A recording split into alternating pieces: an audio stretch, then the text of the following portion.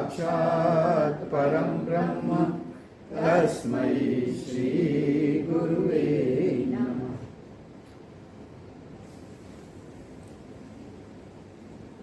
गुरुदेव आगे कहते हैं, ब्रह्मा के मानस पुत्रों में ऋषि अत्रेय की स्थिति ऊंचे दर्जे में थी। उनकी पत्नी अनुसुईया जिस मार्ग में बैठी थी, उनकी स्थिति उनसे ऊंची कही गई, क्योंकि वह सती शिरोमणि है। इन्हें सब कुछ प्राप्त है। इनके जीवन में कुछ प्रसंग गुरुदेव ने भी बताए हैं। जब अत्रेय ऋषि समाधि में बैठे, उस समय 12 वर्ष वर्षा नहीं हुई, चारों तरफ सूखा पड़ गया। ऋषि की समाधि टूटी।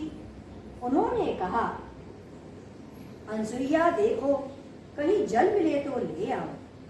जल तो था नहीं, चारों तरफ सूखा था।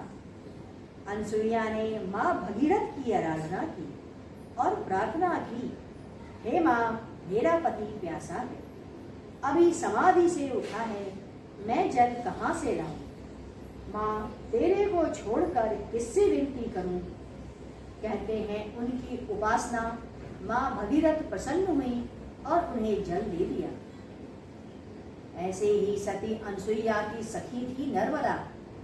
प्राय जब दोनों मिलती तो वेद और वेदांत पर तथा उपनिषदों पे चर्चा करती। इतना अधिक ज्ञान चर्चा के कारण वे लोग सदैव स्वर्ग जाती थी और वहां भी शास्त्र का विवेचन ही करती थी। नर्मदा ने देखा, जब वह उठकर आती हैं तो उस स्थल पर पोछा लगाते हैं और सफाई करते हैं। नर्मदा को बड़ा कष्ट हुआ। पूछने पर उसने कहा, उसे इस बात की जानकारी हुई कि तुम ज्ञानी हो, सदैव स्वर्ग जाती हो, परंतु यह जान तुम्हारे जैसा अपवित्र लोग पृथ्वी पर ज्यादा दिनों तक नहीं रह सकता। उसे बड़ा आश्चर्य हुआ, मैं और अपवित्र? उसने कहा, तुम पति की सेवा में पति परायण नहीं हो, इसीलिए ऐसा होता है। नर्मदा का पति कोढ़ी, दुराचारी, हठीला, क्रोधी तथा मूर्ख था। उससे ठीक वो हो नहीं रहा था। मैं पति सेवा से ही अपने अंदर की भावना से अब मैं उसे ठीक करूंगी, और वो तन मन से पति की सेवा में लग गई। उसका पति वेश्या के मुंह में अंधा था और वह वेश्या के यहाँ जाता था। पत्नी उसे अपने कंधे पर बैठा करके उस वेश्या के घर ले जाती, अपने पति को वहां छोड़ती। एक बार जब वह अपने पति को उस कंधे पर बैठाकर वेश्या के घर ले जा रही थी, तो मार्ग में मांडव ऋषि ने उनका स्पर्श हो गया। उसके पैर से उस मांडव ऋषि का स्पर्श हो गया। ऋषि को क्रोध आ गया और मांडव ऋषि ने श्राप दे दिया कि कल सूर्योदय होते ही तुम्हारा पति मृत्यु को प्राप्त हो जाएगा। अब नर्मदा ने कहा, यदि पतिव्रता में कमी नहीं है तो मैं पूर्ण रूप से पतिव्रत परायण हूँ, तो मैं यह शपथ लेती हूँ कि कल मैं सूर्योदय होने ही नहीं दूंगी। अब देवताओं में हलबली मच गई, उन्हें धक्का हो गया। अब क्या होगा?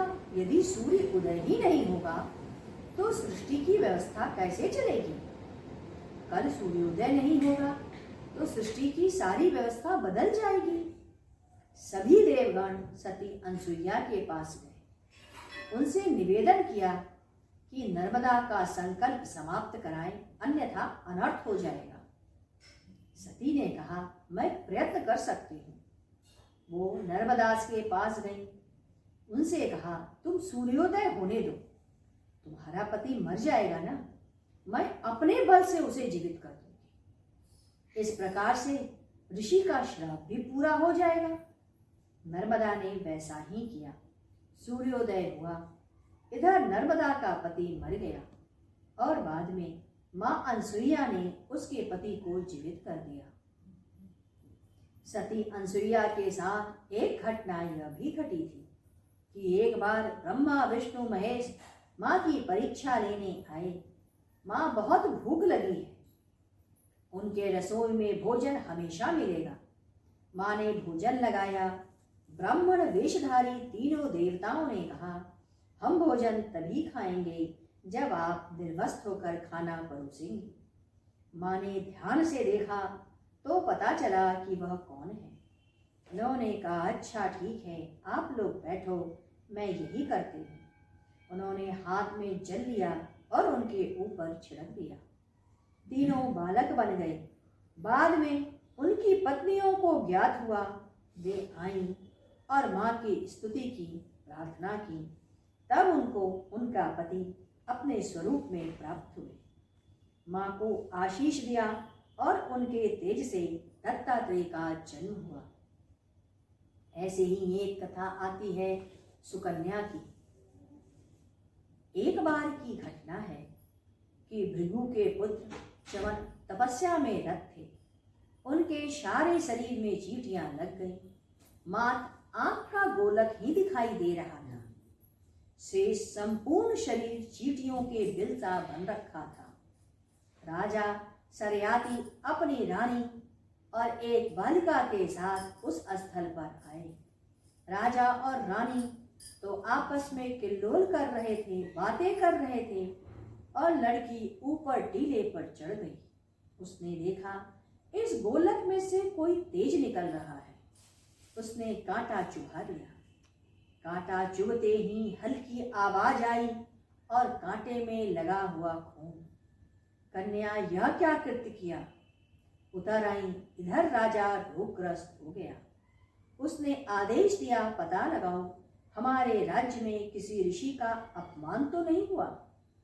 लोगों ने पता लगाया कि टीले पर जो ऋषि तपस्यारत थे, किसी ने उन्हें परेशान कर दिया है। तब राजकन्या ने उत्तरोक्त बातें बताते हुए कहा, मैंने अनजाने में किया, मुझे नहीं पता कि वहां ऋषि बैठे हैं। राजा ऋषि के पास गए, क्षमा मांगी। ऋषि वन ने कहा, राजन, मैं तो अंधा हो गया हूं, अपनी बेटी मुझे दे दो, वो मेरी सेवा टहल करेगी। राजा की इच्छा तो नहीं थी, परंतु क्या करते। बेटी की शादी उन्होंने 13 से 15 वर्ष की थी उस ऋषि से कर दी और उसने ऋषि की बड़ी तन्मयता के साथ सेवा की। सरोवर किनारे जब वह स्नान करके लौट रही थी तो सूर्यपुत्र अश्विनी कुमार ने उसे देखा। वह अत्यंत सुंदरी थी, किंतु पतिव्रत के कारण उसका तेज भी बहुत तेज था। अश्विनी कुमार ने कहा, यदि तुम चाहो तो हमेशा के लिए हम में से किसी से तुम विवाह कर लो। सुकन्या ने कहा, मैं तो विवाहिता स्त्री हूं। दूसरे को देख करके जो दोषमय चिंतन हुआ है यह उचित नहीं है। मैं पति पराया हूं, श्राप दे दूंगी और तुम दोनों अश्विनी कुमार भस्म हो जाओगे। अश्विनी कुमार से नहीं रहा गया, इतनी पति परायण। उन्होंने कहा, ऋषि पत्नी, यदि तुम कहो तो हम तुम्हारे पति को पूर्ण स्वस्थ कर दें, उन्हें पूर्ण युवा बना दें। हम तुम्हारे पतिव्रत धर्म से बहुत ही प्रसन्न हैं। सुकन्या ने कहा, पत्नी को और क्या चाहिए, पति उसका पूर्ण रूप से स्वस्थ रहे। उन्होंने अपनी शक्ति से ऋषि को पूर्ण यौवन से युक्त कर दिया। उसकी आंखें ठीक हो गईं, परंतु अंत में भी उन्होंने धोखे से, चालबाजी से एक और रूप धारण कर लिया। सुकन्या ने कहा, हम में से जो भी कोई तुम्हारा पति हो, तुम उसे स्वीकार कर लो। अब सुकन्या घबरा गई कि क्या करे। आगे की कथा हम पढ़ेंगे। चले गुरु कीर्तन करें। ओम गुरु गुरुदेव, जय गुरु जय गुरु जय गुरुदेव। ओम गुरु गुरुदेव, जय गुरु जय गुरु जय गुरुदेव। ओम गुरु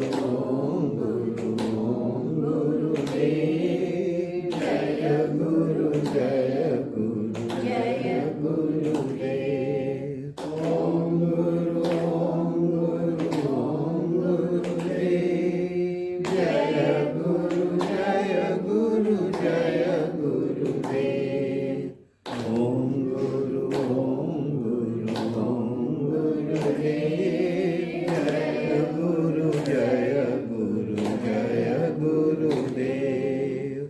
ओम गुरु ओम गुरु ओम गुरुदेव। जय गुरु जय गुरु जय गुरुदेव। बोले सद्गुरुदेव भगवान की जय। सद्गुरु तुम्हें शत शत नमन। सद्गुरु तुम्हें शत शत नमन। सद्गुरु तुम्हें शत शत नमन।